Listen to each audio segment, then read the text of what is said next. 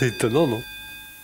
1, 2, 3, 4. Nous sommes le tribunal dont on parle en journal, qui juge et qui condamne, les messieurs comme les dames, avec ou pas d'innocents, tout le monde est coupable. Nous en faisons le serment avant que vous passiez à table. Pas de question de mentir, pas moyen de s'en sortir, y a vraiment rien de pire. Les flagrants délits.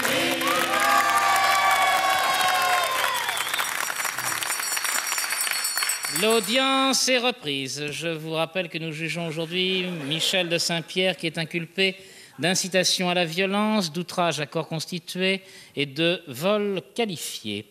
Beaucoup de reproches vous sont adressés par la société française et cette société française va maintenant s'exprimer dans ce prétoire par la voix de son porte-parole officiel, le procureur général de la République des Proches françaises.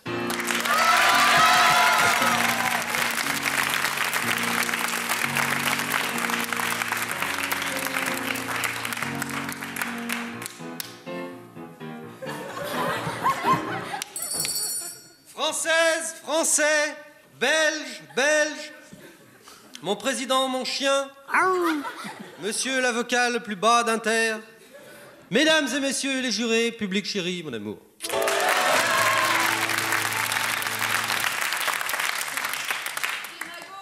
Ta gueule! Bonjour ma colère, toi. Salut ma hargne. Et mon courroux, coucou. Par Dieu, monsieur le marquis, ne tremblez point. Nous sommes, vous et moi, du même bord.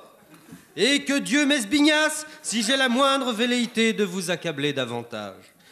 Quelqu'un qui déteste aussi totalement la gauche, monsieur le marquis, ne peut pas être tout à fait mauvais.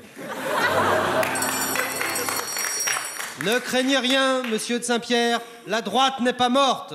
La droite est un feu sacré qui couve sa flamme éternelle à l'abri de cette robe austère de la justice, sous laquelle frémissent à l'unisson les deux vibromasseurs triomphants de la France immortelle que sont le sabre et le goupillon. La laïque, c'est le mildiou, nom de Dieu. Mais jamais, au grand jamais, quel que puisse... Excusez-moi de vous interrompre, monsieur le procureur, mais on vient de me porter à l'instant une dépêche. Ah bon? Et ça vient de tomber sur les téléscripteurs. Je la découvre en même temps que vous. Je vous en fais part maintenant. C'est une nouvelle sèche, terrible, qui tient en 3 mots d'ailleurs. Et puis je vous lirai le développement après. Mais Dieu est mort. Merde.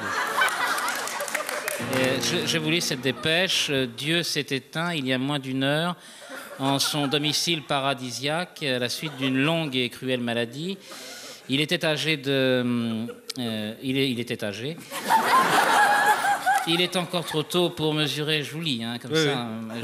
Il est encore trop tôt pour mesurer pleinement la portée de cette disparition, dont les conséquences pèseront sur l'humanité tout entière. Tout ce que l'on peut dire actuellement, c'est que le gouvernement, réuni en séance extraordinaire, moins d'1 heure après avoir appris la nouvelle, a décidé, en signe de deuil, d'interrompre pendant 1/4 d'heure les ventes d'armes que la France envoie traditionnellement au tiers-monde, afin de contribuer en bonne place au génocide international.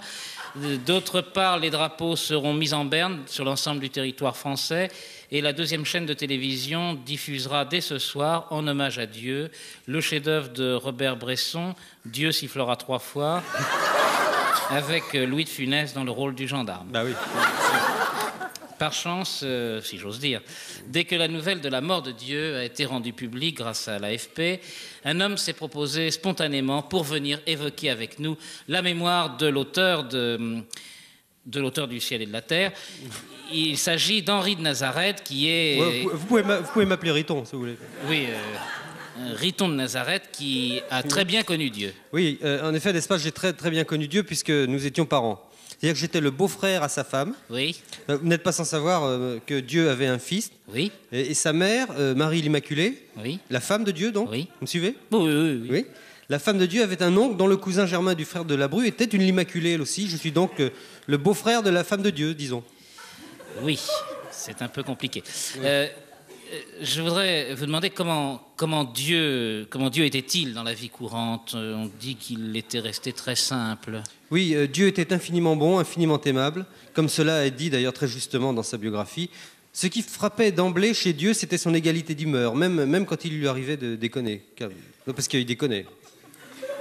Divinement, certes, mais enfin, ça lui arrivait. Ça lui arrivait souvent? Ah bah quand même, oui, la peste, Dachau, Hiroshima, tout ça, c'était lui, oui. Même la défaite de Saint-Étienne l'autre jour devant Sochaux, c'était lui. Faut pas avoir honte de le dire. Riton de Nazareth, Oui. vous avez vécu dans l'intimité de Dieu. Était-il heureux? Ah, je vous arrête, c'est pas exact de dire que j'ai vécu dans l'intimité de Dieu, c'est mon beau-frère qui est au ciel. C'est lui qui connaît très très bien Dieu. Oui, c'est vrai. On dit même que votre beau-frère est assis à la droite de Dieu. Bah, c'est normal, c'est la place du mort. Oui. Oui, vous me demandiez, bon, si Dieu était heureux, je vais vous faire une révélation qui ne manquera pas de vous surprendre. Dieu n'était heureux que quand il mangeait des nouilles. Ah, Dieu adorait les nouilles. Ah bah, il n'y a pas que lui, je vais vous dire. Oui, moi-même, j'adore les nouilles.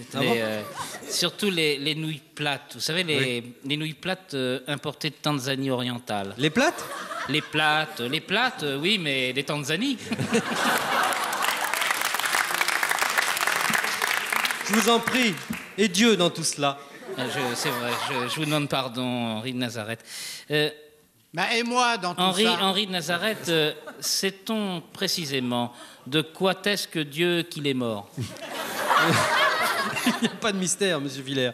Enfin, si, Dieu est mort d'un cancer de la foie. Oui.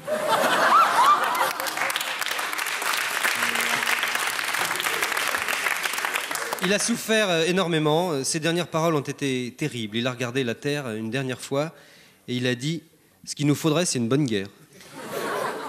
L'œuvre de Dieu était immense, Ah oui. puisque, je le rappelle, c'est lui qui avait créé le ciel, la terre, les étoiles. Vous me coupez si je me trompe. Non, c'est ça, le ciel, la terre, les étoiles, les nouilles aussi. Ah oui, les nouilles. Oui. Oui, c'est vrai. En fait, l'univers entier fut créé par Dieu, n'est-ce pas? Tenez, même Monsieur de Saint-Pierre est une créature de Dieu. Même la gauche. Même la gauche. Ouais. Même Filiou est une créature de Dieu. Il y a que le nœud papillon qui saute Pierre Cardin. Oui, bien sûr. Oui. Mais, enfin, maintenant que Dieu est mort, à qui va aller cette immense fortune? Oh, vous savez, Dieu avait pris ses précautions. Avant de mourir, il avait mis l'essentiel de son œuvre au nom du Père, du Fils et du Saint-Esprit. Amen. Amen. Une dernière question, Henri de Nazareth. Que va devenir le monde sans Dieu? C'est une excellente question, je vous remercie de me l'avoir posée. Je vais vous répondre franchement, il faut voir la vérité en face. Dieu est mort, il va nous falloir faire avec. Sans. Plaît-il? Oui, Dieu est mort, il va falloir faire sans, pas avec. Écoutez, je ne vous ai pas interrompu, alors s'il vous plaît, je vous en prie. Hein? Alors Dieu est mort, il va falloir nous y habituer. Hélas, sans Dieu, je prévois le pire. Dans un monde sans Dieu, les hommes vont avoir à supporter les pires épreuves, les bombes à neutrons, les cancers du poumon, les femmes infidèles, les impôts, la famine dans le tiers-monde, la pénurie de cassettes VHS à la Fnac Montparnasse. Et au bout de tout ça, la mort. La mort? La mort. Nom de Dieu. Oh, je vous en prie. Tu sais ce qu'il te dit, Dieu? Oui, ça suffit. Hein. La cour appréciera. En résumé, Riton de Nazareth, je pense qu'on peut déduire de tout cela que Michel de Saint-Pierre est coupable. En effet, mais croyez-moi, son avocat vous en convaincra mieux que moi.